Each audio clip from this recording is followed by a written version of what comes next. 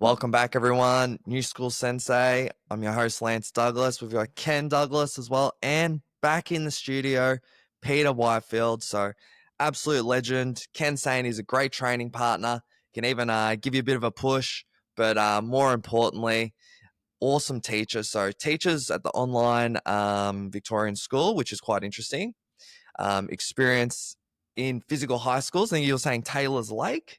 So, Yep. that'd be quite interesting. Yep. Worked in Taylor's Lakes for a while, and now have That's a moved bit to of a Virtual lower School Victoria. socioeconomic area, I imagine, back 10 years ago. It was a working class suburb. Yeah. Working class is a better way of saying it. Yeah. Well, I might take that.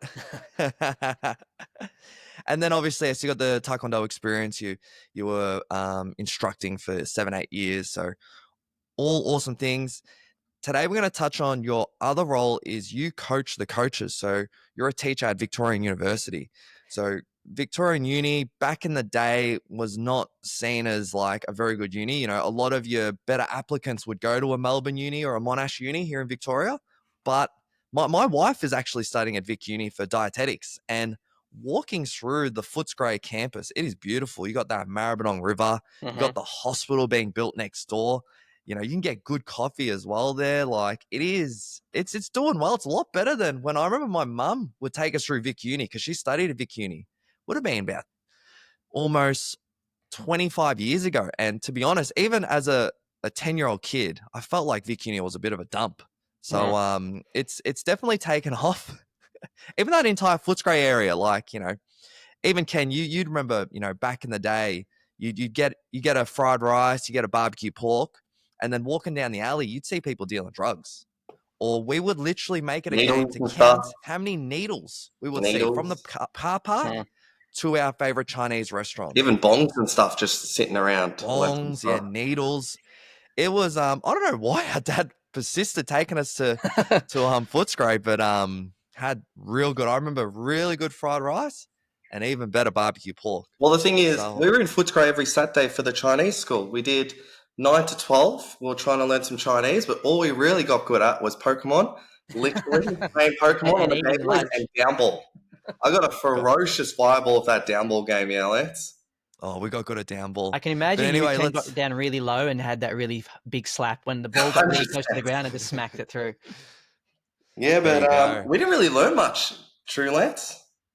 Mate, minimal. Maybe we learned the real lessons, you know, navigating through a bit of a, you know, a hostile environment. Yeah, life lessons. Look, I think, there's definitely many misconceptions about sort of various places in which you can study and different regions. You know, I really enjoyed my learning at Vic Uni, and also, you know, perception is sometimes key, but they have a really great teacher education course, and perhaps one of the best ones in the state. And I think I was explaining to you off camera that what Vic Uni does and continues to do really well is throws their pre-service teachers into classrooms. And I shouldn't say throws, but places their pre-service teachers into classrooms at the beginning of their degree and for long amounts of time, longer than any other university, which really gives you that consistency, right? Like if I'm going to schools, you know, every once a week until I, you know, get to my teacher placement rounds, that I'm building up that rapport with that college, that school, but also I'm seeing teachers in practice every week. So even though it might just be a touch of teaching, I'm still seeing it in action every week. And then it can start to form what I'm learning as that academic side, isn't it? You know, it's not just that I'm just reading a book, I'm just watching videos, I'm just listening to people talk. I'm now practicing what they're saying. And I think that was a really cool thing.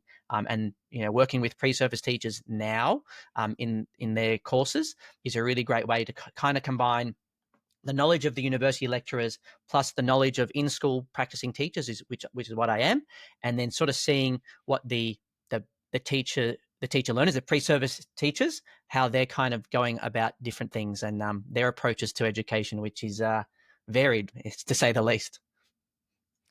Yeah, I also like Vic Uni because as a uni, they're very like they innovate and they put the money where the mouth is, and they've got that block model. Yep. So no other uni is doing it. It kind of flips everything on its head.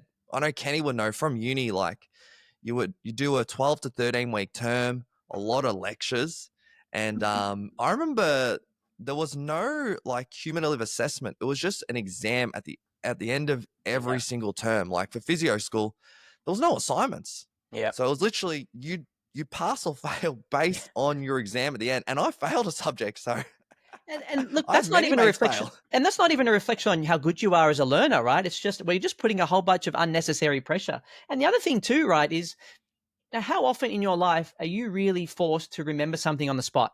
Right? Like if you don't answer this straight away, there's going to be dire consequences. It's very rare. And there's only a few jobs that would need that exact knowledge at that exact time, right? Teaching is not one of those. I don't need to know, you know, who invaded this empire at this time on a dime, right? Like I don't need to know. I can go and look that up.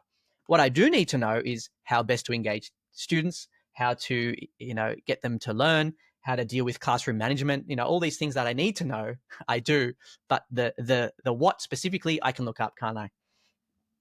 Yep, 100%. So it's good to have you in, Peter. So run us through, give us some, just from your viewpoint, what are some things we can do as, I guess, martial arts school owners? What can we do better to teach our coaches, to coach the coaches?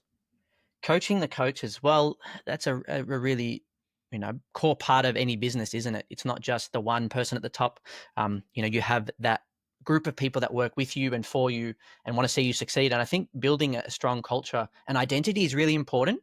That's what I've seen in various martial arts schools is when everyone is on the same path, then you're going in the same direction and you know what the outcomes are going to be. It's when you sort of start diverging and have differing views. Not that differing views are bad, but you're setting the culture for and the expectations for your staff and students. And I think having everyone on that same page is going to be really interesting and really core for you. And one of the things that always pops up in my head is that consistency. It doesn't matter who's running the class. You want that when that person comes to that class to be able to participate, they're going to have a good time, they're going to learn something, and they're going to leave with some sort of satisfaction of I've done a really good job here with the person who's in front of me, who's teaching me. And it doesn't matter who that is. But of course, people have different work schedules, or you might have people on the same, for a Tuesday afternoon, it's always going to be this person who's running it. Sometimes people might come for that person, but you want them to stay for all the different teachers you've got. And then it sort of comes down to, well, and I'll go with the kids classes, for example. How do you have, maintain fun as well as discipline? Maybe you've got a few stories about that, guys, of how you've sort of seen that in your sort of young people's classrooms or classes.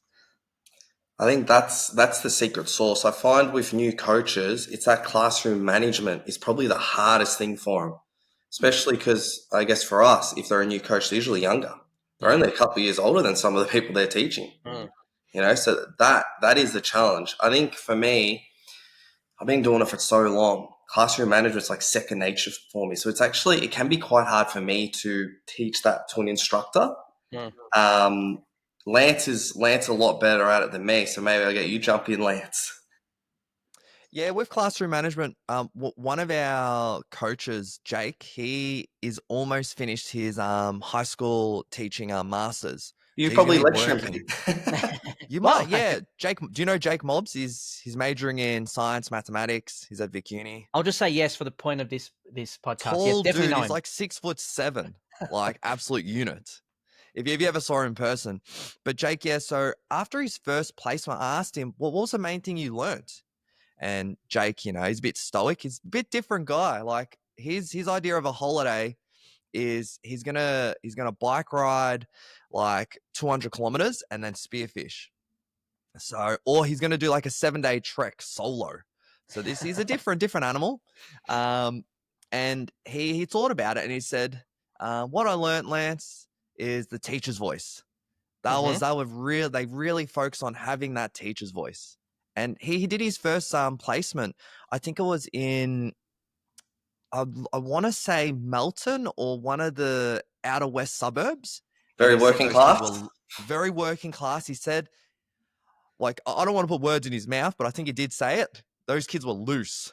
Like,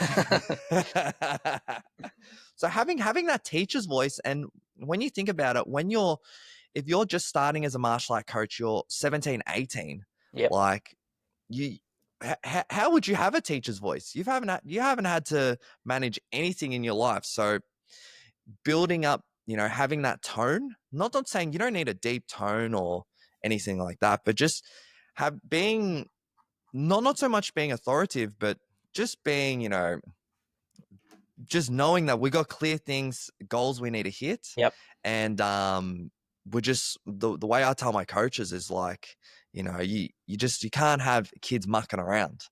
Like you have one, you know, if you, I know I had this the other day. I had one banana, it was overripe, and then the rest of my bananas became overripe. So it's the same thing. Like, even though I know maybe for you, Peter, you can't do that in the school system. Like, if you've got a kid who's got diverse needs, you can't just take them out. Yep. But for us in martial arts, sometimes we're not saying we take them out. Like, you know, you give them, you know, they get privates or semi-privates, or they'll get hand passed to me because I'm also the NDIS physio. Yep. So they do get, you know, more attention. But in that, if it's down to the wire, your class is going crazy. Yep. You might have to just, you know, you might just have to take a kid out. So Yep. that's the big thing, I think, for our coaches, you know, that classroom management. Yeah, that's, you know, absolutely perfect point. And any educator has been in that situation where that you called them a banana, I call them a potato. There's that one potato in the group, and they just sort of start the decline, and then it becomes chaos. Are they still getting sent to the principal's office, or is that doesn't happen anymore? No, there's principals, there's coordinators, there's, you know, you can be definitely sent. And I guess this also touches on one of my core teaching philosophies and principles, which started at my martial arts, at my Taekwondo, which bled into my teaching, which has now come back into my martial arts, which is you have to be able to embrace chaos sometimes. We know that things can get, if you think about this, if you take a step back from your class and look at it as an independent observer, there's people doing everything. There's nothing that's consistent. It's loud, it's noisy. But once you're in it, you know, oh, okay, I know that we're all on the right track, even though it is chaos. And a really good point with that teacher voice is, yes, you don't get it. You don't have it straight away, but it is something that you begin to develop, and it starts with being consistent. So that is with your, you know, starting a class. And I'm talking about younger instructors, not young as in age, but perhaps new. It's, well, does your class know what your behavioral expectations are? So as a teacher, you'd be definitely saying, well, no talking while others are talking, you know, no interrupting other people's learning, and you can sort of explain what that might look like. So in your classes, if you're explaining a move and someone's sort of fidgeting with their uniform or turning around or poking their friend, you can call out that behavior and say, hey, that's not the behavior that we want. And I think it's important to point out that you say it that way. That's not the behavior we want, rather than, hey, you're not the person I want here. Because think about that different emotional change of, it's not you, it's your behavior. So you can separate the person from the behavior, which I think is really important. If I say to you, hey, Ken, you know, you're being a real goose today, that doesn't help Ken anyway. If I say, hey, Ken, your behavior is not what we want in this club. Oh, okay, sorry. You know, there's a bit of a difference there. So I think sort of setting those expectations early is really important. And even if you have to do it at every class, at the start of every class for 2 minutes, right? Sit them down and say, this is what I need you to do, and this is what's going to happen. And also, what are the consequences? Hey, you're not listening. So here are our consequences. In a classroom, like you said, it's very different. You can't just kick kids out. I have a duty of care to keep you in my class. You can't just roam around the school, right? And go and cause havoc on other classrooms. So I have to learn how to deal with this in the room. So in a training situation, it's, well, if you're talking while I'm talking, I'm going to separate you physically from your friends. You're going to go and stand over here, and you're going to learn over here independently of the people that you want to. Generally, 9 times out of 10, that's going to work.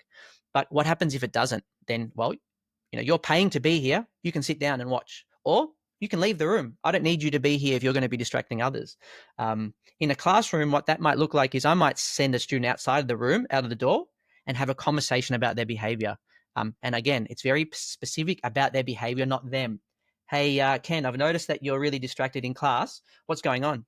And can you tell me why I've taken you out here? Do you know why I'm talking to you out here? And most of the time, the student understands they've been misbehaving in some way. Yeah, sorry, I've been doing this. I'm distracted, or I won't do this again. Okay, great. If I let you come back in, what's going to be your plan for the next half hour, 45 minutes, or whatever the lesson is? Oh, I'm going to behave. I'm going to do A, B, C. Okay, now I'm going to have this conversation with Ken, which is, well, if you don't do those things, what happens? So really put it back on the person. You know, if, you know, in an ideal world, we can say, okay, you've agreed to these things, but if you don't, then there is a consequence. And I think the important thing for those new instructors is to follow through on those consequences, which is, okay, you said you're going to come back and behave. You're not now. Now you're out. oh no, give me another chance. No, that was your chance. You're now out. And I think where teachers and other educators fall flat is they don't follow through with what they're saying. And imagine how you feel. You've all been in a classroom before. Think about when you're at school, right? Think about a time when a teacher lost control of the class or has said, hey, everyone, keep the noise down or I'll give you detention. And that detention just never manifested, right? Like it's just never come. So the students realized, hey, I can just keep mucking up because there's no consequences for me. But in my classrooms, and especially when I've been working in as an instructor, as a teacher, whatever happens to be, when I get to that consequence, guess what? It's happening. You can't escape that consequence because we've already agreed to it. And secondly, I'm not playing games anymore. We've already played the games. The games have been played. It's now time to follow through with the consequence. In a sort of that martial arts world, it's very easy. You're sitting out. You're not participating anymore. Get out. Go home. Get your parent to come pick you up. We don't want to have you here. And then next time you come in, we're going to have a conversation about the appropriate behavior that you're going to demonstrate. In a classroom, you can't do that. So I always say to my students, and guess what? People know when they're misbehaving or not doing the right thing, don't they? Unless, not many people feel it's a personal attack if you know that you're talking while other people are talking. Or my least favorite one is when a student is stopping the learning of somebody else. That's my least favorite one, because if you're stopping your own learning, hey, that's on you. But as soon as that goes into somebody else's space, then I have an issue. And so what I'll say to my students is to sort of ensure that they have some part of the decision-making process of their consequence. What consequence would you like? So in a classroom, it might look like, would you like a detention at lunchtime today or after school tomorrow? That's a garbage choice, right? Think about that. If you're a student in my class and you've already misbehaved up to this point, now you have to pick your own consequence. That's gold. Absolute gold. It's perfect, right? Because you have to choose. And if they say, oh, but sir, I don't want to, they're both garbage. Like, yeah, they are. So if you don't want to make the decision, I will make the decision. And so I might be lenient and pick lunchtime detention for 10 minutes, or I might call your parents and say, hey, you're staying with me for an hour after school because you didn't do all this work and that I need from you. And so again, most students will pick the 10-minute lunchtime detention. How does this look like in a martial arts club? It's very similar.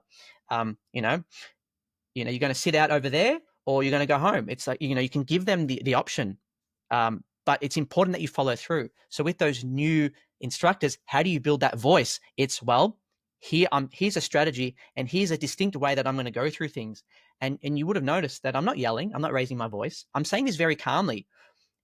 Again, you've all been in a situation, everyone's been in a school. Anyone who's listening can think of a time when you're at school where a teacher has just lost their cool or an educator has lost their cool, whether in martial arts or at school, and you think, well, there's no control anymore. But then think of a time when an educator has spoken to you, but it's been a calm voice, but you've been told off, and that different emotional feeling. It's like, I'm now in trouble, right? The yelling is whatever, right? Everyone yells, but no one's talking to me, directly, and it sort of hits in the soul. I remember teaching a class of year 9s once. What are they? 15 years old. Speaking of your loose bananas, this was a whole tree that had gone off. But I just paused one day, and I said, guys, I'm really disappointed in that we're not sort of respecting each other's right to learn, and you're distracting everyone. I'm just, I'm a bit over it at the moment, or something to that effect.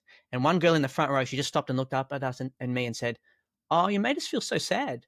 But it's like that whole, yeah, because you're doing the wrong thing. Like, of course, I can't do my job if you're not doing yours, which is paying attention. So I think having that plan is really important to sort of developing that teacher voice. I think that's just a mic drop on the potty, Lance. That was gangster. Because, if I'm just thinking back on the things that I do. My warm up, I always go through the same 5 rules, and I always say the warning system, and that just makes it crystal clear for the students. And then I know for me, I always follow through. So that's just gold. You have to follow through. You have to follow through. Yep. Yep. Especially, I feel like as you get older, I think it's almost like, I think a trend is almost like when you're younger, you can do a little bit more in your coaching. You can tell a few kids off here and there. You can pick them up. As you get older, I haven't got the energy, so I need to follow. I ain't got the energy. Like literally, if they're not following rules, they're getting warnings because I've got a kid or a second kid on the way.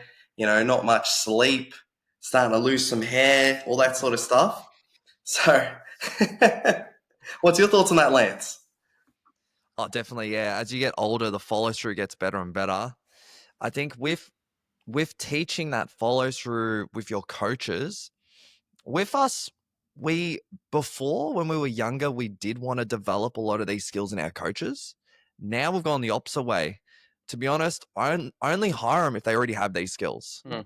Like I've almost given up on teaching coaches how to problem solve, how to, manage groups, all that type of stuff. All your soft skills, if you don't have them already, Yeah.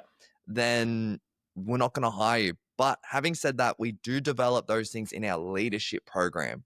Yep. So our leadership team, they are learning to, public speaking, vocal projection, managing small groups, managing big groups, managing conflict. We will explicitly go through it.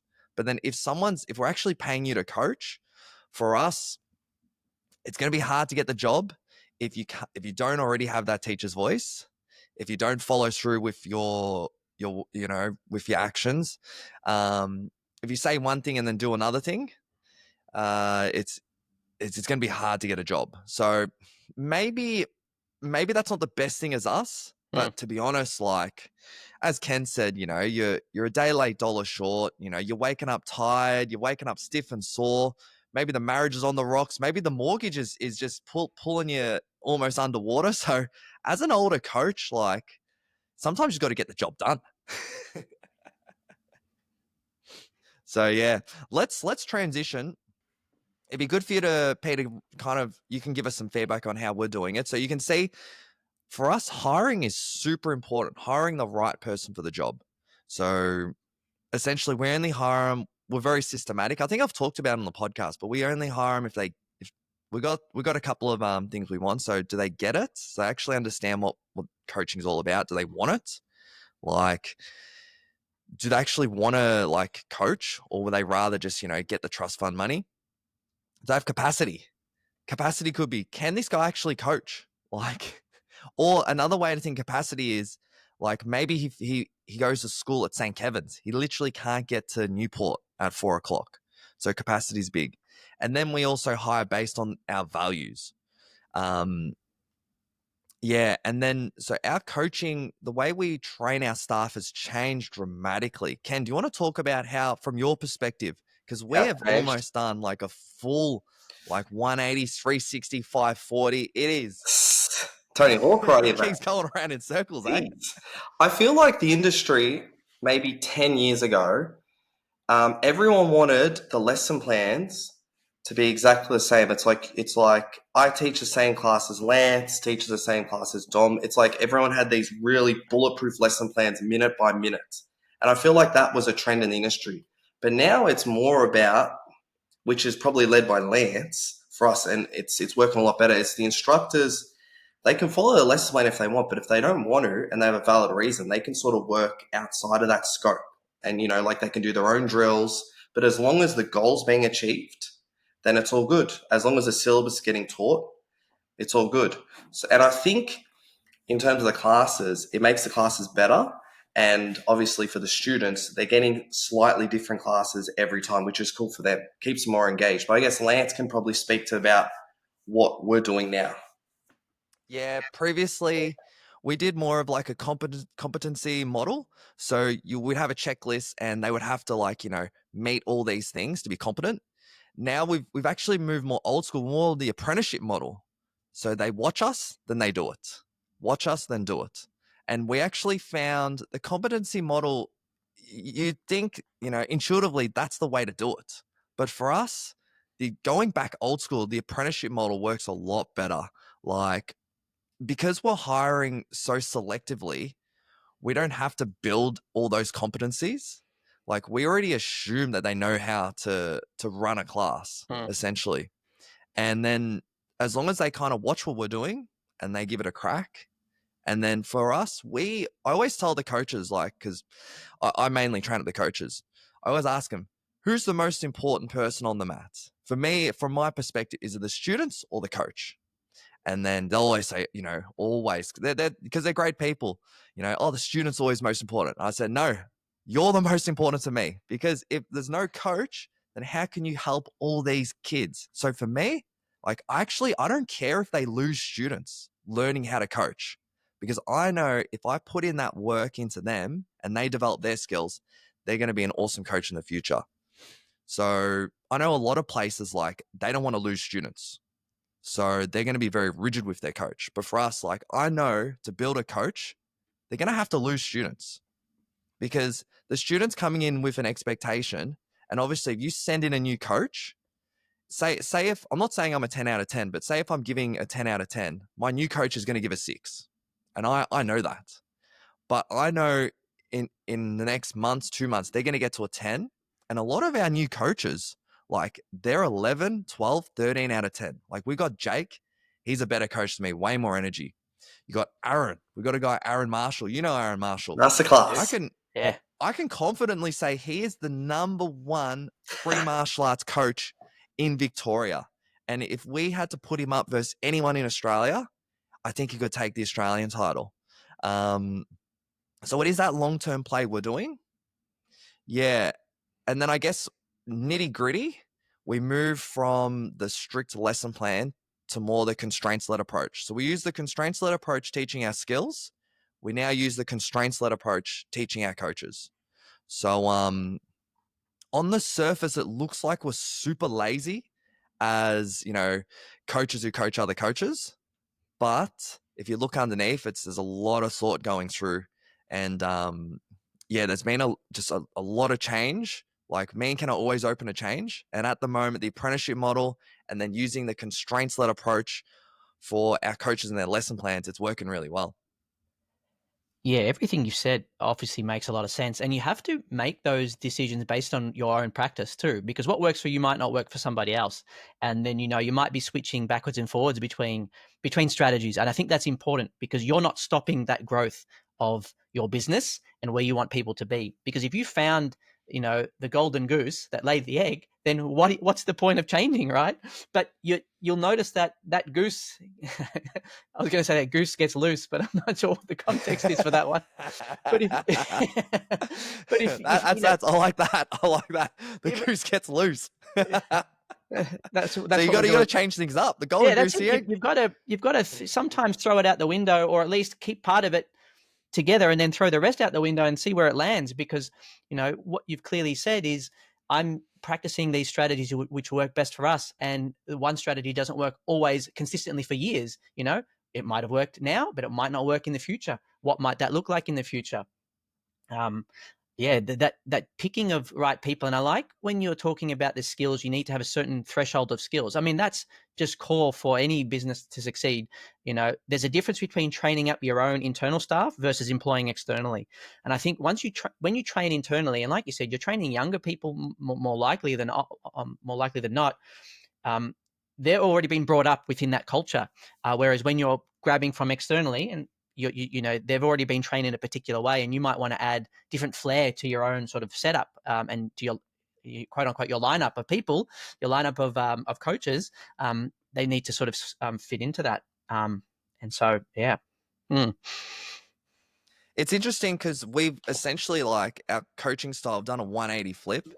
I think the competency model works well if the consequences are quite severe. Like, say, of course, your surgeon, you want them to be competent. Maybe they got to start, maybe just doing small cuts, then suturing, then maybe move on to, I don't know, I'm just spitballing, maybe do hand surgery and then move on to the elbow, knee, and then, all that type of stuff. But as a martial art coach, like, especially if you use the constraints-led approach, if you run a sparring class, as long as you can hit and not get hit, job's done.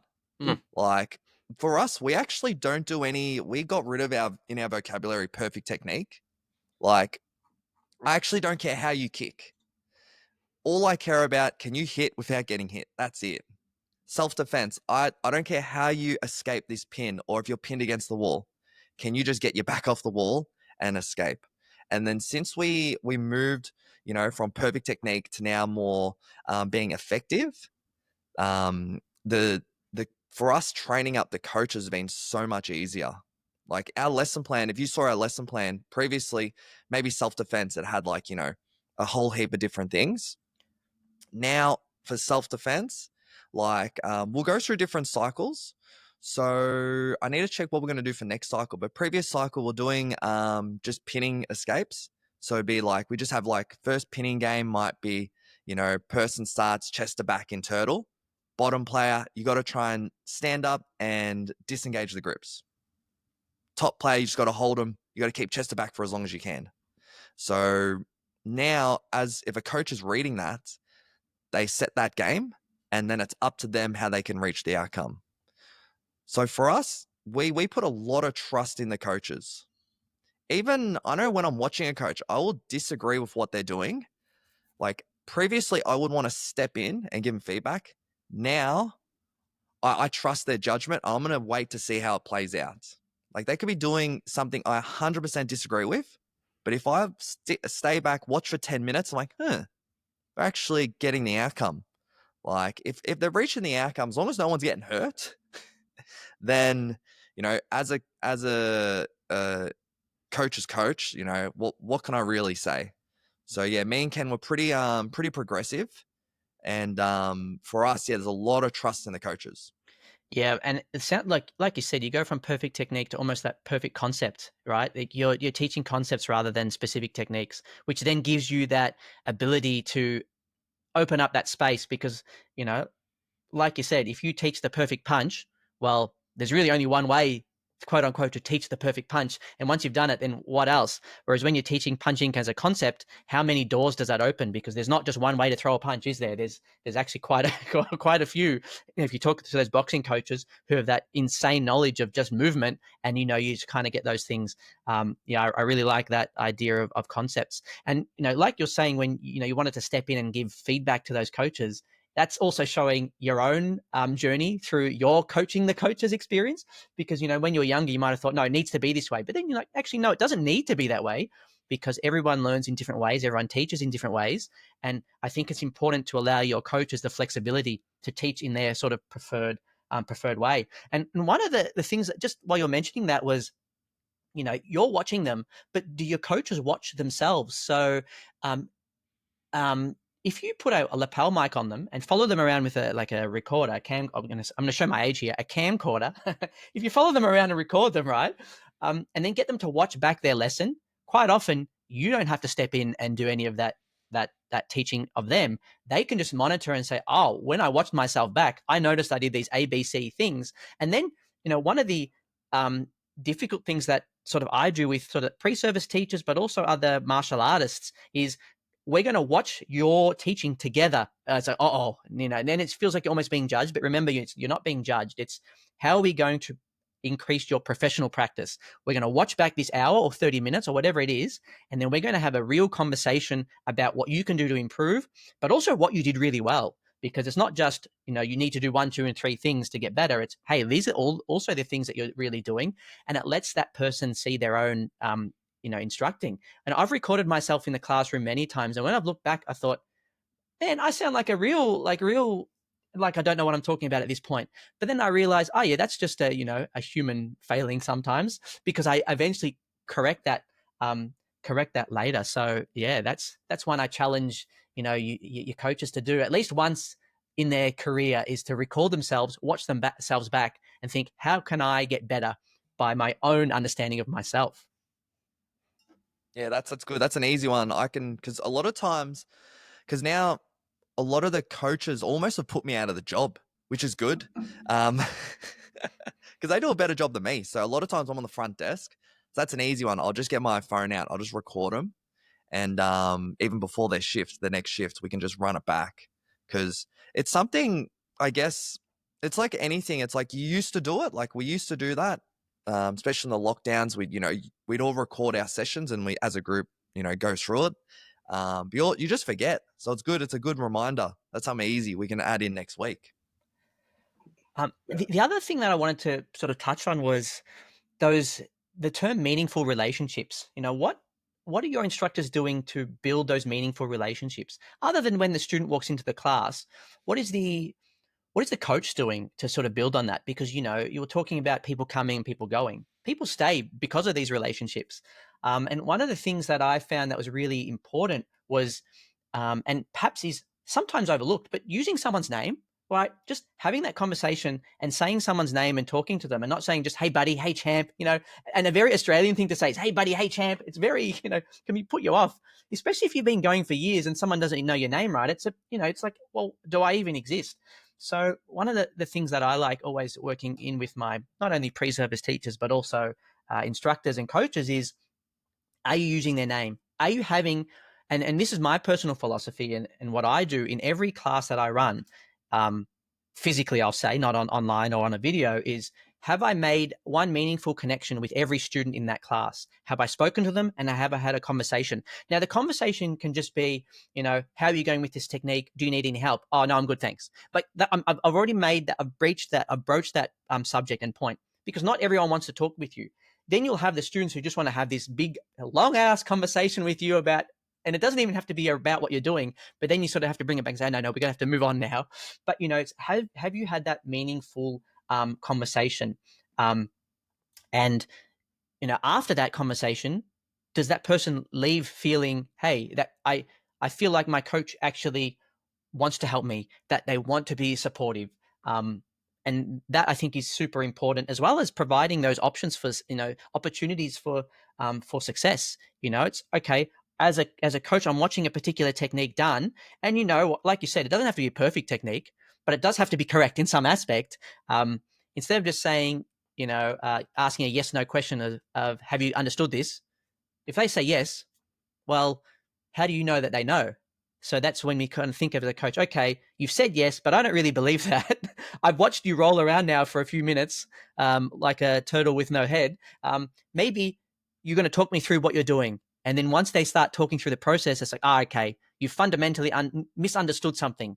So I think being able to question is really important as well, as opposed to just saying those yes, no kind of answers, because yes, no doesn't necessarily give you any sort of input, but asking students to reflect, asking them to do that misconception check is, I think, really important. And I think really good coaches do this. They walk past, they see something that's not right and say, hey, how are you going with that? Yeah, good.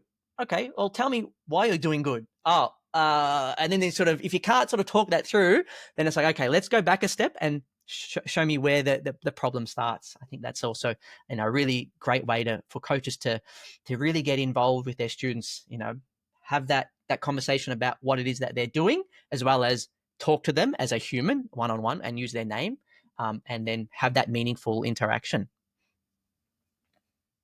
I like it. It sounds like the 3x3 rule, Lance. Yeah, Lance, if you want to explain that. Lance always goes through that one. Yeah. So essentially, I did a bit of an experiment with coaching the other coaches, and every time I gave them feedback, I wrote it down. And the two most common things that I always said to them was 3x3 rule and being the enforcer. So 3x3, you might have heard of it, Dave Kovar, legend in the coaching space. So you want to say their name 3 times, appropriate physical contact 3 times, so high five, shoulder tap, and then eye contact 3 times. So that was the number one thing, and the next thing being the enforcer. So setting the rules and expectations, and then following through. So I'll tell the guys, you're almost like a police officer fresh out of the police academy. You're raring to get our tickets. And then I'll use me as an example. Like for me, I can't wait to kick one of these kids out. And sometimes just to show them, like, look, I'm going to kick a kid out. It's not scary. I'm like, Johnny, take 5, mate. He's like, what for, sir? Make it 10. So sometimes, like, yeah, they can see, sometimes if you're sending someone off, giving them, a bit of a break is scary. But, as a coach, yeah, those were the two main things, 3x3 rule, yep, and being the enforcer. Yep. One of the other activities I like doing with teaching the coaches is you set up a stooge in your class, as in get a student to misbehave, to do something that's completely out of character, and then they have to be able to, like sort a of mole. going on with, I'm going to use that next week. Put in a mole. Yeah, Sitting in a mole. Yeah. And it works. It works really well because the coach, depending on which person you pick, right, they could really go to their sabotage role. the class from the inside. I like it. That's right. So I'd recommend choosing a student who knows when to stop the game, because I've definitely chosen students that didn't stop the game and then just threw the whole thing out. But that's a really good way to kind of have a look at those things, which is, okay, I'm going to get a student that only asks I don't know, or I can't remember, or, just whatever it is, like, I don't understand. That all they keep saying is, I don't understand, I don't understand, show me again.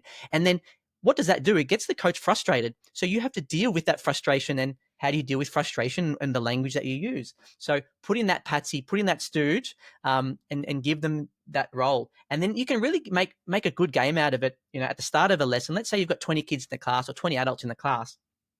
Have an envelope have an envelope for everyone, so no one knows who's getting what. And then so you give them a role to play that particular class, and it can get really fancy when you give every student a role in the class to play. Today you're just going to be the loudest and most obnoxious, like us, yeah, you're just going to be that guy, right? Whereas another person is going to be, you might write timid on it, and then they have to sort of like always try and stand at the back. Or the one that I always liked was, we're talking about relationship building. Give a student in the class a role which is to try and avoid the coach and try and avoid the instructor, and try and, like, when they're circling, you go the opposite way. And because it's like, we want to build those relationships, but how do I build a relationship with someone who's running away from me?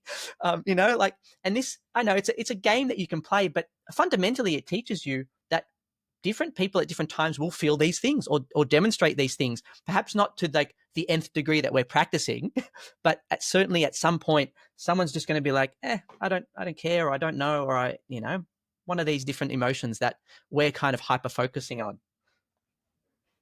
Yeah, that's good. That's good. Couple of good ideas. I think on Monday, We'll have getting to the try old that, bro. camera out, and then also just putting in the mole in the class. Saboteur. Well, Oi. Word them up at the beginning and say, hey, just step aside for a second. I need you to do this. For the first half an hour, I need you to kind of do this. There you I go. like it. Hey, Lance, I think it's probably time to do a gun to the head question. What do you reckon, mate? Oi. Okay, let's okay, Peter. So let's say you're being brought out to coach, as a martial art club that's really struggling, and they're using the top-down approach. So they've got, the senseis at the top of the food chain. They're barking orders. They don't know why they're losing a lot of students. So now you've only got the one session to turn them around, because old mate's mortgage is coming up. So if he loses any more students, he loses obviously defaults on his mortgage, and his wife's already said she's got the foot out the door, so he's going to lose the wife. So it's dire. So you've been brought in. What are you going to do? Well, their first mistake is paying me to tell them this information, because they're already out the door, aren't they? So my fee is so large that, no, in all honesty, well, this is, that's such a layered question, isn't it? There's no context for me, right? So I can only step in with no context. So let's say I don't have a context and I step in, meeting this particular person. The first thing that you kind of have to go along with is, your force of personality. If you are just the worst person to be around, then I cannot help you. That's it. It's game over. But if you can learn to change your approach to how you speak to people, I think that's really important. Think about those narcissists and how they speak to people. It's all about them. They don't care about anyone else. So if you are a narcissistic type of person, and you don't know that about yourself, well, perhaps that's what I can say to this person. Hey, no one likes to be around you. So how can we make you a better person? And it might be just practicing these things. When somebody speaks, don't talk and interrupt them. Just listen, right? And then let them voice their opinions. I'm not sure how that'll help them save their struggling club, but it is got to do with maybe you're going to put them onto a better mortgage broker. Yeah, that too. But it's just, I think it comes down to your interaction. You're the boss, right? So you're the boss. You have to make the hard decisions. And I'm telling you to be less of a hard-headed person. Listen, keep your ears and eyes open, and perhaps do some better self-speaking and better speaking to your employees, and listen to their opinions, even if you don't agree with them. And maybe don't yell at them for things that they can't control, like your struggling business. I like it. Tough question though. Lance, I've got a second one for you, Pete. Let's just say Lance has a club with 200 students, yeah, and he teaches every night. But he has planned to go on a big holiday for 3 months. He has a 17-year-old coach who is going to be turning 18 when Lance is away, so he'll be taking the reins. Now, Lance wants to come back after the 3 months and still have 300 students. So he's brought in the big guns, Pete, but he's also a little bit shifty. He literally has a gun to your head afterwards. So he wants to see 300. He wants to make sure his club still has 300 students after his 3-month holiday. So he has been training this assistant. He's 17, but he will turn 18 when Lance goes. Yep. So how do you help out Lance's assistant, who he'll be taking the reins for 3 months, to teach great classes and maintain his student number of 300 students after that break? What a great question. What an easy question, because Lance has already taught him. This particular 17-year-old turning 18 is already one of the best coaches in the country. So we are already don't have to do too much to this. So you've actually given me a super easy question, haven't you?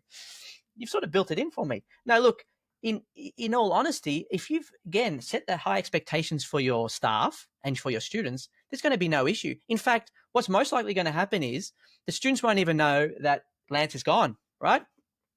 Because we understand that when you're sort of built that such great environment, that people are coming for their friendship groups. But let's just say this shift. Am I the shifty one, or is the 17-year-old shifty one in this scenario? The 17-year-old, right? It's actually Lance. Like if Lance sees there's any students that are getting right, Lance wants 300 students after that holiday, and if he doesn't see it, he's going to take out all that anger on you. Yeah, gotcha. Yeah, look, I think the best way to do it is, well, okay, we've got 3 months to maybe not experiment, but definitely to do things that, because Lance has been running all these classes, hasn't he, in the past? Now we get to really focus on 3 months of perhaps doing things that we haven't done in the past. And so what's that buy-in then? You're right. Like now it's going to be new. It's going to be something that's new. And in fact, you might go from 300 plus students rather than losing, because now you're doing something that, perhaps, I won't say the word boring, but was quite consistent with the same person doing the same things. Hey, we've got 3 months now to experiment.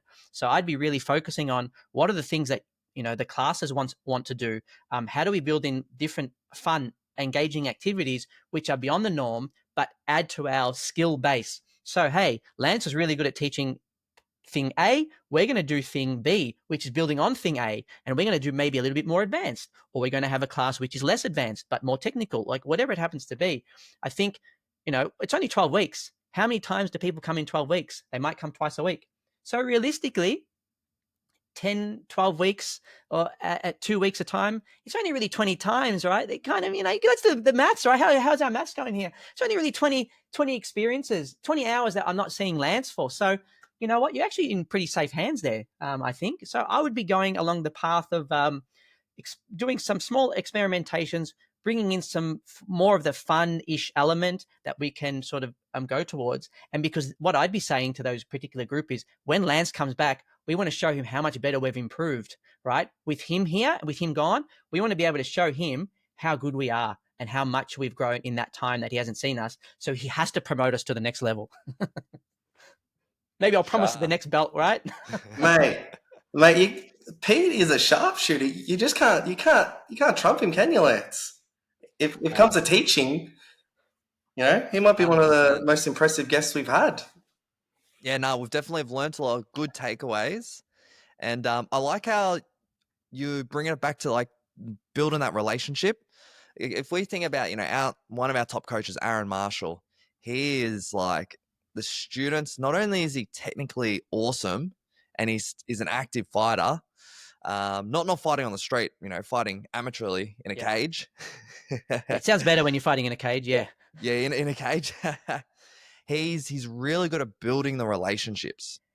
So, and that's going to become more and more important, I feel like, especially like, I don't know if you've noticed that a lot of the boys just don't have the resilience like they used to.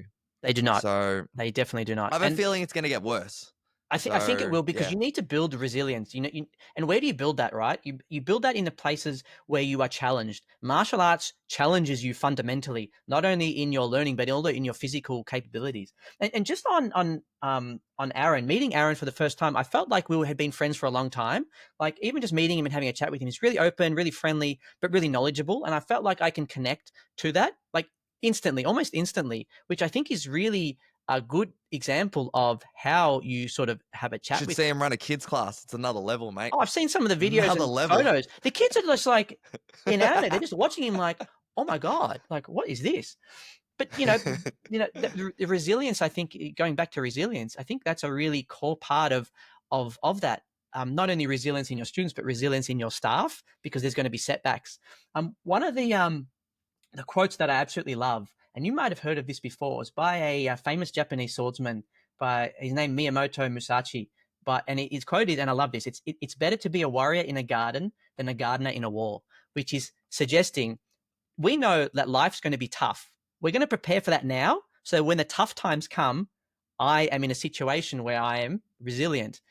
Maybe that wasn't the 16th century meaning of the term, but definitely in modern society where I'm not going to be swinging my samurai sword around, that becomes true because unfortunately, life is tough. Things will happen that you need to respond to.